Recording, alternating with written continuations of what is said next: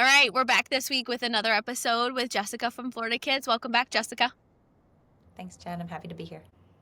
All right, tell me about recipes and how they can be functional for new SLPs. So, if you are working with a group of students or you are working with one student who's older, tell me a little bit about recipes and how you use recipes with students. Recipes are a way that makes reading functional because sometimes in school, students will have to read text that they're not interested in. They can't connect it to the real world. And so, recipes can be a way to say, you learn to read, you can make brownies. I know.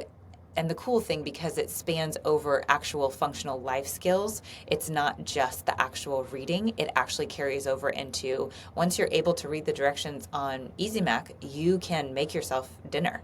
And that was something that I used to do when I was in the private practices. We would actually bring in Easy Mac and I would have the student have to read the reading comprehension of following the recipe that was on the box, figuring out, there's so many pieces to it. It doesn't sound Mhm. complicated, but there's the pieces of them being able to identify the ingredients, then being able to put the steps in order, then being aware of the safety concerns that exist whenever you're cooking anything, and then them being able to execute.